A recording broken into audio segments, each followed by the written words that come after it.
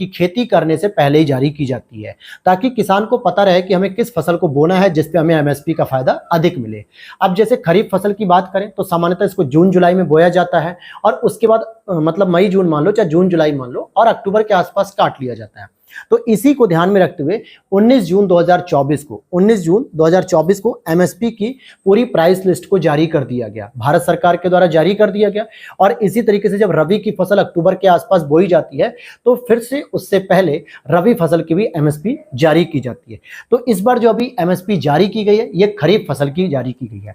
तो यहां पर अगर हम देखेंगे कि पीएम मोदी जी की अध्यक्षता में हुई बैठक में 2024-25 के लिए खरीफ फसलों के लिए नए न्यूनतम समर्थन मूल्य एमएसपी की 19 जून 2024 को पूरी की लिस्ट जारी कर दी गई है। अगर हम बात करेंगे कि एमएसपी में जो सर्वाधिक वृद्धि हुई है, सबसे अधिक एमएसपी मिल रही है आपको, वो कहीं ना कहीं तिलहन और दलहनी फसलों पर देखने को मिलती है। अगर आप देखोगे तो नाइजर सीड जिसको हम लोग राम तिल कहते हैं, इसमें लगभग 983 रुपए प्रति क्विंटल की वृद्धि की गई है, यानी पिछले वर्ष की अपेक्षा 983 रुपए प्रति क्विंटल इस बार ज्यादा बिकेगी। तिल की बात करते तो 632 रुपए प्रति क्विंटल है और अरहर की बात करते तो 550 रुपए प्रति क्विंटल की वृद्धि इसमें शामिल है। इसीलिए दलहनी फसलें और तिलहनी फसलों पर इस बार भारत सरकार का ज्यादा जोर है और ज्यादा से ज्यादा एमएसपी बढ़ाई जा रही है। अगर यहाँ पे एक बॉक्स के अंतर्गत हम लोग इन शॉर्ट अगर समझने का प्रयास करें, जैसे यहाँ पे धान लिखा हुआ है तो ये सामान्य क्वालिटी का जो धान होता है, अगर आप देखोगे 2023-24 में 2183 रुपए था, लेकिन अब पूरा का पूरा 2300 रुपए लिया जा रहा है, जिसमें 117 रुपए की वृद्धि की गई है पिछले वर्ष की अपेक्षा। खरीफ फसल से कंपैरिजन करें, अगर धान ग्रेड ए जो थोड़ा एडवांस क्वालिटी का होता है, इसकी प्राइसिंग 2203 रुपए थी, अब बढ़ा के 2320 रुपए कर दी, इसमें भी 117 रुपए की इंक्रीमेंट देखने को मिल जाता है। तो धान की फसल चाहे वो ग्रेड ए हो या फिर सामान्य, एमएसपी वृद्धि पिछले वर्ष की अपेक्षा सेम है, 117 रुपए। फिर वहीं पे अरहर की बात करेंगे, जो अरहर की दाल हम लोग सामान्यतः खरीद के खाते हैं, यहां देखो कि 7000 से बढ़ा के 7550 रुपए कर दिया गया 24-25 के लिए, अर्थात 550 रुपए की वृद्धि देखने को मिलती है। फिर तिल की बात करेंगे, जो 8635 से बढ़ा के 9267 रुपए किया गया, अर्थात 632 रुपए की वृद्धि।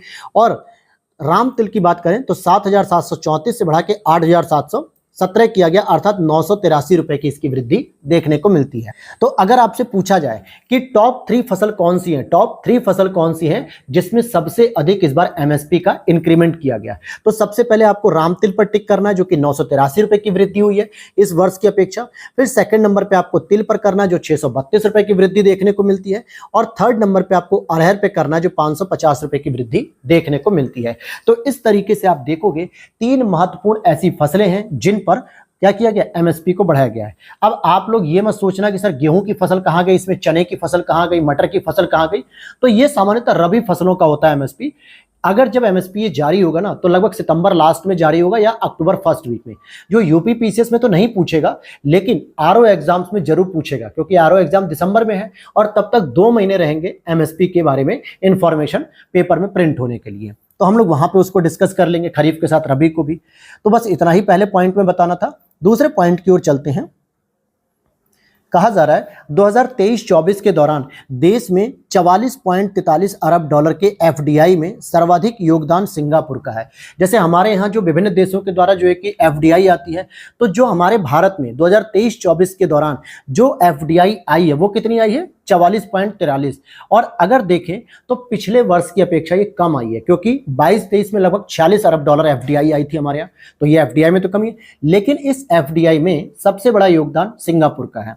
पढ़ लेते हैं पूरी डिटेल कि 2023-24 के दौरान 44.43 अरब डॉलर का एफडीआई भारत में आया है। कितना आया, 44.43 अरब डॉलर का। अगर हम देखते हैं कि यह वार्षिक आधार पर अगर हम देखें पिछले वर्ष की अपेक्षा तुलना करेंगे तो लगभग 3.5% ये कम आई है।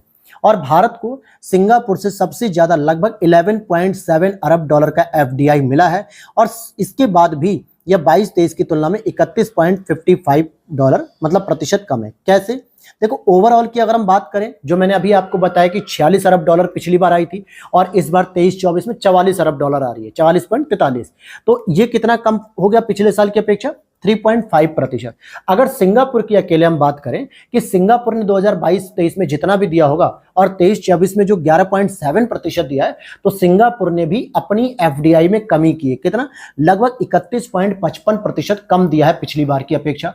तो कहीं ना कहीं ये देखा जाए तो बहुत ही एक ड्रास्टिक चेंज है, क्योंकि ग्लोबल लेवल पे जो अंकटाड ने रिपोर्ट दी थी उसने भारत को 8वीं रैंकिंग दी थी पिछली बार। इस बार उसने 15वीं रैंकिंग दी है कि भारत दुनिया के टॉप 10 देशों में शामिल था जहां पे एफडीआई सबसे अधिक गई थी, लेकिन इस बार भारत को 15वीं रैंकिंग मिली है, अर्थात एफडीआई भारत में कम आई है। और इसके पीछे बहुत सारे फैक्टर हैं जिनकी वजह से एफडीआई कम आई है भारत में।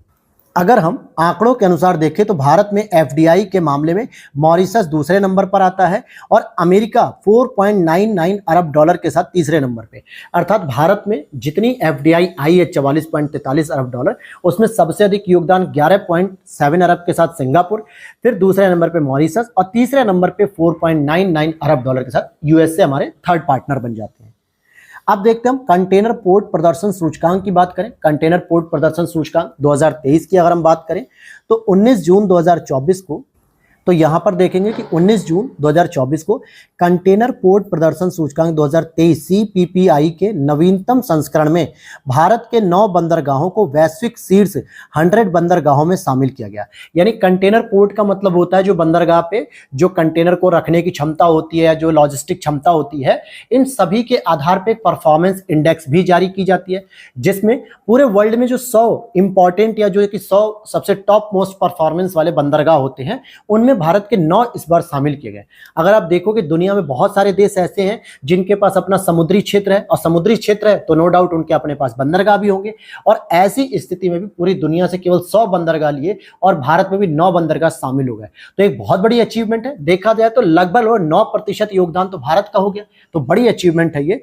भारत के 9 बंदरगाहों का सूचकांक शीर्ष 100 बंदरगाहों में शामिल होने का श्रेय भारत के सागरमाला कार्यक्रम को दिया जाता है। जी हाँ, वही सागरमाला कार्यक्रम जो मोदी जी की सरकार ने शुरू किया था। कमेंट सेक्शन में बताना कि किस वर्ष इसे शुरू किया गया था। अगर देखा जाए तो सागरमाला के द्वारा जितने भी तटीय राज्य हैं, भारत के 9 राज्य, उनमें कहीं ना कहीं बंदरगाहों की क्षमताओं को विकसित किया गया और उनको कनेक्टिविटी प्रदान की गई मुख्य सड़क से। और इसी के साथ एक भारतमाला परियोजना भी जोड़ी जा रही थी, जो जितने भी तटीय क्षेत्रों में जो सड़कों का निर्माण किया था, जो पोर्ट या बंदरगाहों से कनेक्ट हो सके ताकि परिवहन और लॉजिस्टिक्स क्षमता बेहतर हो सके। तो भारतमाला और सागरमाला दोनों चल रही थी। तो यहाँ पे सागरमाला कार्यक्रम का बहुत बड़ा योगदान रहा है, जिसने बंदरगाहों के आधुनिकीकरण और उनकी दक्षता में सुधार पर ध्यान केंद्रित किया है। तो ये छोटी बात नहीं है दोस्तों। मैं मान के चल रहा हूं कि दुनिया में 1000 से अधिक बंदरगाह होंगे। कितने? 1000 से अधिक बंदरगाह होंगे। हर देश के पास समुद्र की सीमा है, कुछ देशों को छोड़ दिया जाए तो, क्योंकि वो देश लैंड लॉक्ड हैं, लेकिन मैक्सिमम देशों के पास है। और उसके बाद भी हजारों बंदरगाहों में 100 बंदरगाह का सिलेक्शन किया गया, उसमें भी 9 बंदरगाह भारत के आ गए। तो बहुत बड़ी बात हो गई है, और इसीलिए हमने सागरमाला परियोजना को इसका श्रेय दे दिया। अगर हम बात करें चीन का यांगशान बंदरगाह और ओमान का सलालाह बंदरगाह रैंकिंग में शीर्ष 2 बंदरगाह के रूप में उभर कर आए हैं। रैंकिंग में शीर्ष 2 बंदरगाह के रूप में उभर कर आए हैं ये। अब यहां पर आगे देख लेते हैं विशाखापट्टनम। अगर हम भारत की दृष्टिकोण से बात करें तो विशाखापट्टनम बंदरगाह 2023 में 19वें स्थान पर है, जबकि मुंद्रा बंदरगाह 27वें स्थान पे। यानी कि 2 बंदरगाह तो मैंने ऐसी बता दी जो टॉप 50 में शामिल है, ठीक है, और उसमें भी टॉप 25 के अंतर्गत या टॉप 20 में भी हमारा विशाखापट्टनम बंदरगाह आ चुका है, ठीक। और दूसरा मुंद्रा बंदरगाह को जरा आप लोग कमेंट सेक्शन बताना कि ये किस राज्य में स्थित है। अगले पॉइंट की ओर चलते हैं। महाराष्ट्र में 76,200 करोड़ रुपए की लागत से ग्रीनफील्ड बंदरगाह बनाने की मंजूरी दी जा रही है। हालांकि इसको मैंने नेशनल करंट अफेयर्स या इंटरनेशनल में भी कवर कर दिया था, लेकिन यहाँ पे फिर से हम लोग पढ़ेंगे। अच्छा, ग्रीनफील्ड इन्वेस्टमेंट जब भी होता है तो नए सिरे से कंपनी तैयार की जाती है, नए सिरे से वर्कर्स एम्प्लॉयड किए जाते हैं, नए सिरे से पूरा लॉजिस्टिक सिस्टम स्टेबल किया जाता है।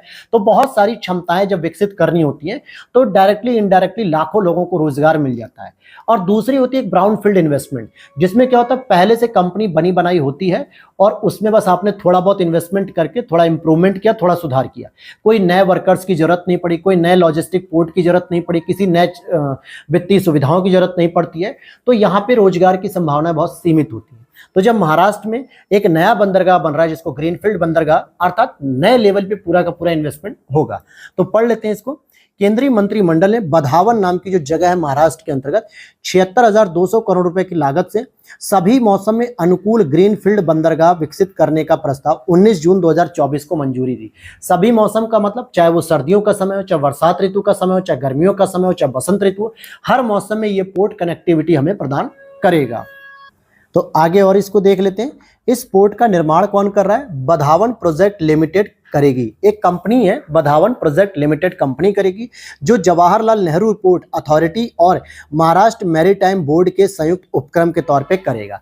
तो क्या कहने का मतलब है कि जो बधावन प्रोजेक्ट लिमिटेड कंपनी है जो क्या करेगी, जवाहरलाल नेहरू पोर्ट अथॉरिटी और महाराष्ट्र मैरीटाइम बोर्ड के संयुक्त उपक्रम पे होगा।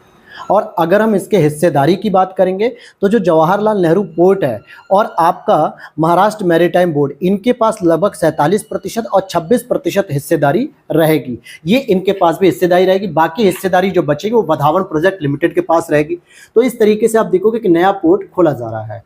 अब यहाँ पे बात करेंगे भारत का पहला ट्रांसशिपमेंट हब, जो कि विजिंगम पोर्ट के रूप में जाना जाए। किस नाम से जाना जाएगा? विजिंगम। देखते हैं, केरल में अदानी समूह के विजिंगम पोर्ट को भारत के पहले ट्रांसशिपमेंट पोर्ट के रूप में अप्रैल 2024 में मंजूरी मिल गई है। तो ये अडानी समूह, जो अडानी पोर्ट आप लोग सुनते हो, अडानी के सारे प्रोजेक्ट, इसी के द्वारा केरल में दिया गया विजिंगम पोर्ट को।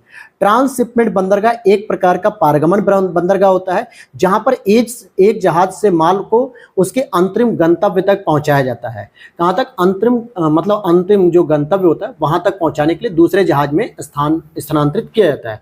अब जैसे यहाँ पे क्या हो जाएगा, अगर आप इसको देखोगे कौन सा हो जाएगा, ट्रांसशिपमेंट हब का मतलब हो गया कि जैसे मान लो कि किसी छोटे शहर से कोई बंदरगाह से सामान आया भारत के पोर्ट पे, यहाँ पे उतरेगा विजिंगम पे, और यहाँ से हो सकता है किसी दूसरे देश में भेजने के लिए काम आएगा, तो हमें सर्विस की फीस मिलेगी। भाई हम सर्विस दे रहे हैं, आपको स्टे करने के लिए दे रहे हैं, एक अपने जहाज भी दे रहे हैं, तो इससे भी इनकम का सोर्स बढ़ेगा। साथ ही साथ भारत के अंदर भी कई जगह गंतव्य स्थानों पर उन सामानों को पहुंचाने के लिए नदी पोर्ट का प्रयोग किया जाएगा, तो ये भी एक बेहतर हमारे लिए विकल्प खुलेगा। और देखते हैं, यह भारत का पहला पूर्ण विकसित गहरे पानी का ट्रांसशिपमेंट बंदरगाह होगा। गहरे पानी का होने से क्या फायदा होगा? जो बड़े बड़े कंटेनर पोर्ट होते हैं, जो बड़े बड़े क्रूज होते हैं, उनके पास भी ये अवेलेबिलिटी होगी, यानी सुविधा प्राप्त करने की सुविधा प्राप्त कर पाएंगे। अगर गहरा बंदरगाह नहीं होगा, गहरा पोर्ट नहीं होगा, तो बड़े बड़े जो है कि जहाज वगैरह नहीं आएंगे नजदीक, नहीं तो फंस जाएंगे, छोटे छोटे जहाज आएंगे, तो उसमें भारत को कोई ज्यादा फायदा नहीं होगा। 2015 में विजिंगम ट्रांसशिपमेंट प्रोजेक्ट को शुरू किया गया था और अब अप्रैल 2024 में इसको शुरू कर दिया गया है। आगे देखते हैं, वित्त वर्ष 2024 में चीन भारत का शीर्ष व्यापारिक भागीदार बन गया है, शीर्ष व्यापारिक साझेदार बन गया है। आर्थिक think tank global trade research initiative GTRI, global trade research initiative द्वारा मई 2024 में प्रस्तुत आंकड़ों के अनुसार वित्त वर्ष 2023-24 में 118.4 अरब डॉलर के द्विपक्षीय वाणिज्य व्यापार के चीन अमेरिका को पीछे छोड़कर भारत के सबसे बड़े व्यापारिक भागीदार के रूप में उभरा है। अभी तक क्या होता था कि भारत जैसे देखो चाइना से तो आयात करता ही करता था सबसे अधिक, लेकिन भारत निर्यात सबसे अधिक अमेरिका को करता था। लेकिन यहाँ पे क्या हुआ कि भारत और चाइना के जो द्विपक्षीय व्यापार सबसे बड़ा बन गया, यानी जितना अधिक आयात कर रहा है भारत, चाइना को निर्यात भी उतना अधिक कर रहा है। इट मीन्स ये समझ में आ गया। 2023-24 में भारत और अमेरिका के बीच द्विपक्षीय व्यापार 118.3 बिलियन डॉलर रहा था, लेकिन भारत और चाइना के बीच में कितना हो गया अगर आप देखोगे तो 118.4 अरब डॉलर। तो केवल $0.1 से ही चाइना फर्स्ट रैंक पे आ गया, भारत का प्रमुख साझेदार बन चुका है। वित्त वर्ष 2021-22 की बात और 22-23 की बात करते हैं तो अमेरिका भारत का शीर्ष व्यापारिक भागीदार था। अब जैसे दो कैटेगरी होती हैं, एक कैटेगरी होती है कि भारत सबसे अधिक आयात कहां से करता है, तो नो डाउट चाइना से ही करता है, और भारत सबसे अधिक निर्यात कहां पे करता है, नो डाउट अमेरिका को करता था, क्योंकि अमेरिका भारत के साथ हमेशा व्यापार घाटे में रहता था, क्योंकि अमेरिका से हम उतना आयात नहीं करते थे जितना हम निर्यात करते थे। तो यहाँ पे द्विपक्षीय व्यापारिक साझेदारी नहीं बन पा रही थी। लेकिन इस बार क्या हुआ कि चाइना फर्स्ट पोजीशन पे आ गया, जो कि भारत के साथ आयात और निर्यात दोनों में नंबर 1 हो चुका है। 2023-24 में चीन को भारत का निर्यात 8.7% से बढ़कर 16.6 अरब डॉलर प्रतिशत हो गया है। अर्थात चीन को भारत का निर्यात कितना जा रहा है, पहले 8.7% बढ़ गया पहले की अपेक्षा, और अब टोटल 16.6 अरब डॉलर का निर्यात हो रहा है। उक्त अवधि में, इसी अवधि में 2023-24 में चीन से भारत द्वारा किया जाने वाला आयात भी लगभग 101.7 अरब डॉलर हो गया। अब दोनों को जरा जोड़ लो, आयात और निर्यात जोड़ लोगे तो कितना बनेगा, लगभग बन जाएगा आपका 118.4 अरब डॉलर। कितना बन जाएगा? 118.4 अरब डॉलर। और इसी वजह से आपका चाइना पहला व्यापारिक साझेदार बन चुका है, सबसे बड़ा। चलिए अगला देख लेते हैं। 2023-24 में 83.6 बिलियन अमेरिकी डॉलर के साथ यूएई भारत का तीसरा सबसे बड़ा व्यापारिक साझेदार बन चुका है। क्लियर हो गई ये बात? अब यहां पे देख लेते हैं, आरबीआई ने प्रवाह portal, retail direct mobile app और फिनटेक रिपोजिटरी का अनावरण किया है। आरबीआई ने 3 सुविधाएं अभी लॉन्च की हैं। पहली क्या है? एक तो प्रवाह पोर्टल है, दूसरा रिटेल डायरेक्ट मोबाइल ऐप है और फिनटेक रिपोजिटरी का अनावरण किया है। इसमें क्या क्या बात आएंगी सामने?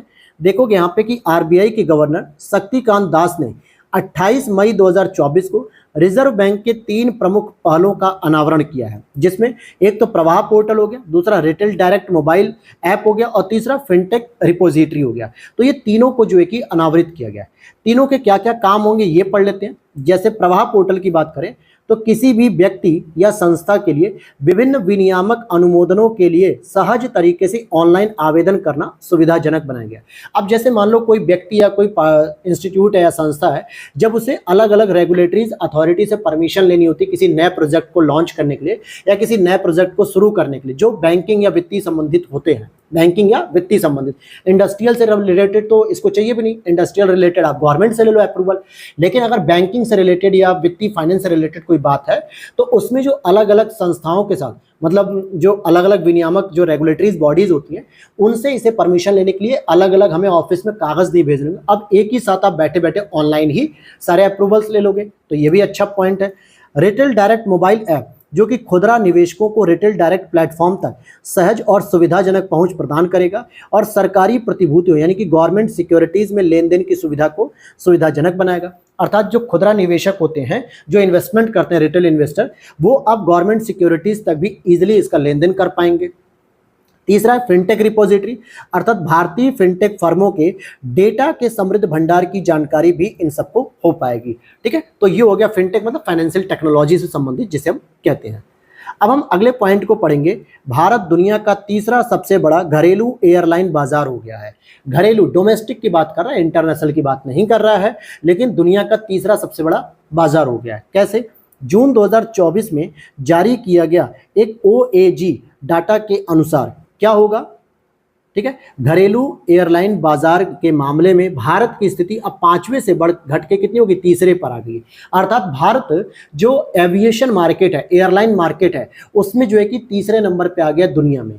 इससे क्या मतलब समझ में आया कि कहीं ना कहीं भारत में हर एक व्यक्ति की इनकम धीरे धीरे बढ़ रही है और वो हो सकता है कि अब लंबी दूरी को ट्रेन या बसेस से तय करने की अपेक्षा कोशिश करता हो कि फ्लाइट से कर ले, या अपने किसी भी सामान को अगर मंगाना है या ऑर्डर है या कुछ भी एक्सपोर्ट इंपोर्ट, तो उसे भी फ्लाइट से कर रहा है।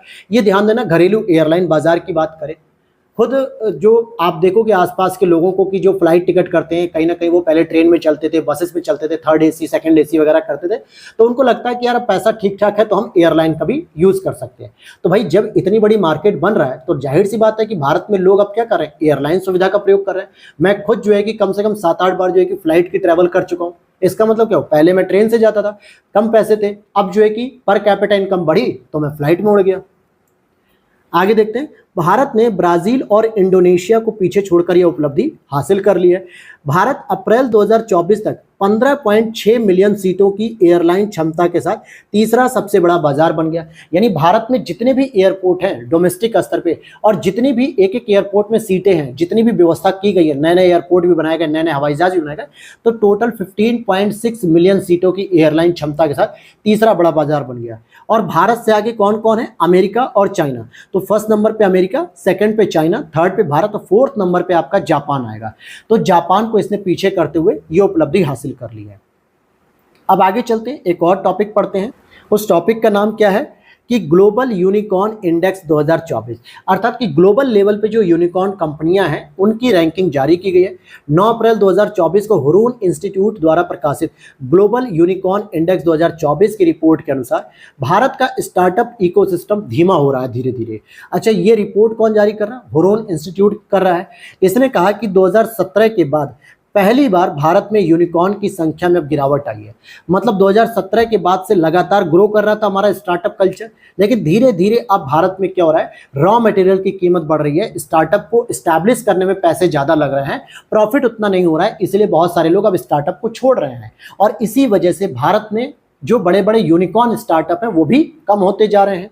2023 में भारत में 67 यूनिकॉर्न थे, जो कि 2022 में 68 यूनिकॉर्न थे, और अब एक कम हो गया, अर्थात 68 यूनिकॉर्न से घट के 67 यूनिकॉर्न पे आ गए, एक यूनिकॉर्न आपका घट गया। और इस नंबर पे भी अगर आप रैंकिंग की बात करते हो तो फर्स्ट नंबर पे आप देखोगे अमेरिका आता है, सेकंड नंबर पे आपका चाइना आता है, थर्ड नंबर पे आपका इंडिया आता है, और फोर्थ नंबर पे आपका ब्रिटेन आता है, जहां पे 53 यूनिकॉर्न है। भारत में कितने यूनिकॉर्न हो गए, 67 हो गए।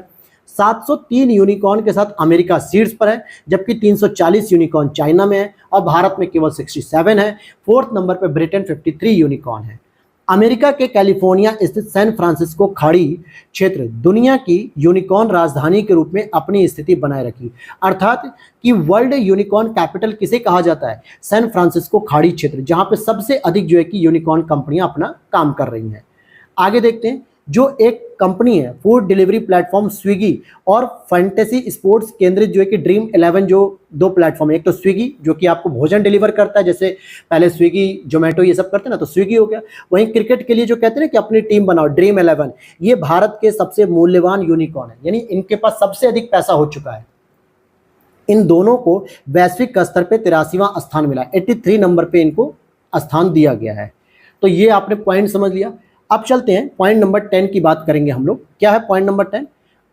भारतीय मानक ब्यूरो द्वारा इलेक्ट्रिक वाहन के लिए या इलेक्ट्रिक व्हीकल वाहनों के लिए 2 नए मानक पेश किए गए हैं। कौन कौन से वो मानक पेश किए गए? भारत में इलेक्ट्रिक वाहनों की सुरक्षा और गुणवत्ता बढ़ाने के लिए भारतीय मानक bureau, the bureau of Indian standard द्वारा जून 2024 में 2 नए मानक तय किए गए। किसके लिए? इलेक्ट्रिक व्हीकल के कहीं ना कहीं इसकी गुणवत्ता बढ़ाने के लिए और इनकी सुरक्षा को बढ़ाने के लिए। वो कौन से 2 मानक बताए गए हैं? एक है IS 18590 2024 और एक है आपका IS 18606 2024। तो ये 2 अलग अलग मानक भी पेश कर दिए गए हैं। अब आ जाओ FDI पर अंकटाड की रिपोर्ट जो 2024 है, जो अभी इससे पहले मैं आपसे डिस्कस कर रहा था। तो यहां पर अगर आप FDI की रिपोर्ट को देखते हो तो 20 जून 2024 को अंकटाड यानी United nation conference on trade and development, यानी कि जो व्यापार होता है और विकास, अंकटाड द्वारा रिपोर्ट जारी की गई कि 2023 में भारत FDI के मामले में वैश्विक स्तर पे 15वें स्थान पे आ गया। जो मैं अभी आपको बता रहा था कि 2022 के आंकड़ों में 8 नंबर पे था भारत, 8वें नंबर पे, जो दुनिया के टॉप 10 देशों में था कि भाई सबसे अधिक FDI यहाँ पर भी आ रही है। लेकिन इस बार 15वीं रैंकिंग आ गई, यानी कि FDI में गिरावट आई है। और मैंने अभी आपको बताया कि FDI में कितनी गिरावट आई है, 3.5% के आसपास। खुद सिंगापुर ने 31% FDI की गिरावट कर दी है। तो ये सारे कारण हैं जिसकी वजह से अंकटाड ने इंडियन रैंकिंग कितनी दी? 15 दी है। सर्वाधिक FDI प्राप्त करने के मामले में अमेरिका रहा है, जिसको 311 अमेरिकी डॉलर मिला है, और इसके साथ अमेरिका फर्स्ट पोजीशन पे है।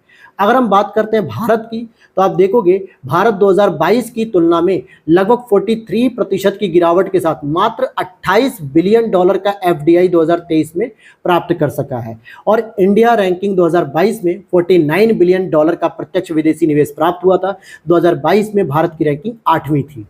तो यहाँ पर आपने इस रिपोर्ट को देखा।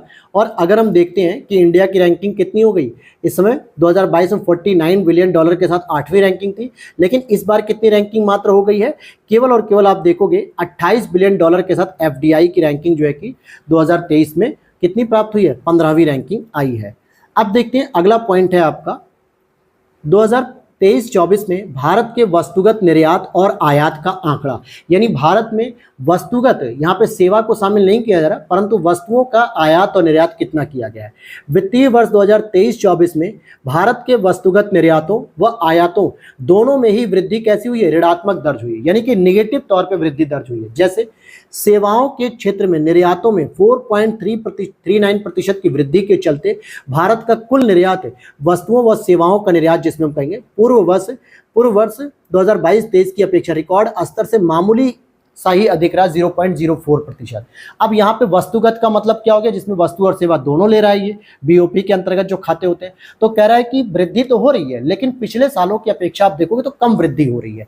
वृद्धि हो रही है परंतु ऋणात्मक, यानी पिछले साल की कंपैरिजन में कम वृद्धि हो रही है। अब यहाँ पर देख लीजिए तो ये क्या कह रहा है कि 2023-24 में अगर आप देखोगे तो वृद्धि तो हुई है लेकिन ऋणात्मक तौर पे, अर्थात निर्यात में 4.39% की वृद्धि हुई है। और जिसमें अगर आप कुल निर्यात करोगे वस्तुओं और सेवाओं का निर्यात, तो पूर्व वर्ष की अपेक्षा केवल 0.04% की वृद्धि अधिक देखने को मिल रही है। वहीं अगर आप देखोगे 2023-24 के दौरान भारत के कुल निर्यात यानी वस्तुगत निर्यात और सेवाओं के निर्यात कितने हैं अरब डॉलर में देखें तो 776.68 यानी कि 776.68 अरब डॉलर का केवल निर्यात हुआ। और ये निर्यात टोटल कितना था, अगर पिछले वर्ष की अपेक्षा देखो तो 4.39% की इसमें वृद्धि देखने को मिलती है। अब इसी तरीके से अगर हम 23-24 के दौरान वस्तुओं और सेवाओं के कुल आयात को देखें तो 854.80 अरब डॉलर के अनुमानित आयात किए गए, जो पूर्व वर्ष की अपेक्षा 4.8% कम रहा है आयात से। तो यानी आयात में कमी है, वृद्धि हमें देखने को मिले निर्यात में तो अच्छा माना जाएगा। और वस्तुओं और सेवाओं के संयुक्त व्यापार में भारत का व्यापार घाटा 2023-24 में 78.12 अरब डॉलर का रहा है। यानी वस्तुओं और सेवाओं के जो संयुक्त व्यापार को अगर हम देख लेते हैं, यानी आयात और निर्यात को टोटल एड ऑन कर लिया जाए, तो हमें जो घाटा देखने को मिल रहा है 78.12 अरब डॉलर का। क्यों कह रहा हूं मैं ऐसा, आप इसे खुद कैलकुलेट कर लो कि 854 अरब डॉलर तो लगभग आपका आयात है और 776 अरब डॉलर तो लगभग आपका निर्यात है। जब आप 854 से 776 को माइनस करोगे आयात और निर्यात को, तो कितना आएगा, घाटा रहेगा हमारा, क्योंकि आयात हमने ज्यादा किया है। और वो कितना हो गया, 78.12 अरब डॉलर आपका घाटे में रहेगा। अब जैसे यहाँ पे इन शॉर्ट करके समझ लो कि वस्तुओं और सेवाओं के कुल निर्यात कितने हुए 776.68 23-24 में, वस्तुओं और सेवाओं का कुल आयात कितना हुआ 23-24 में 854.80। तो व्यापार शेष कैसा है, ऋणात्मक होगा, क्योंकि निगेटिव में 78.12 अरब डॉलर का हमारा घाटा चल रहा है। अर्थात आयात हमने ज्यादा किया, निर्यात हमने कम किया। तो ये आपके टॉपिक आपके कंप्लीट हो गए। तो आज केवल हम लोग इतना ही टॉपिक कवर करेंगे, बाकी सेकंड क्लास में कंप्लीट हो जाएगा, क्योंकि बहुत सारे तथ्यों को यहाँ पर इकोनॉमिक्स में शामिल किया गया है। और मैं आपसे बस इतनी उम्मीद करूंगा कि आप इन तथ्यों को शामिल किए हुए तथ्यों को ढंग से अच्छे से रट लीजिए। पॉइंट जो फैक्चुअल इन्फॉर्मेशन है उन्हें याद रख लीजिए कि भारत की रैंकिंग कौन सी है, दुनिया में कौन सी है, किसको उसने पीछे किया, क्या FDI रैंकिंग थी, ये सभी चीज़ें अच्छे से आप रिवाइज कर लेना। कोशिश हो सके तो नोट डाउन कर लो, नोट्स बना लो, या फिर अगर नोट्स बनाने में टाइम लग रहा है तो जितनी देर में आप नोट्स बनाओगे उतने में 2-3 बार रिवीजन कर सकते हो। तो ये नोट्स आप परचेज भी कर सकते हो, वीडियो के नीचे दिए गए व्हाट्सअप नंबर पे मेरी टीम से कांटेक्ट कर लो, मैसेज करके, वो सारी डिटेल वहाँ पे मिल जाएगी। तो उम्मीद करता हूँ वीडियो अच्छी लगी हो तो लाइक कर देना। और ये हमारा करंट अफेयर्स का 5वां लेक्चर है। टोटल मैंने बताया भी था कि 10 से 12 लेक्चर पूरी करंट अफेयर्स में कंप्लीट कर दूंगा। तो मिलते हैं नेक्स्ट वीडियो में। Thanks for watching. जय हिंद, जय भारत।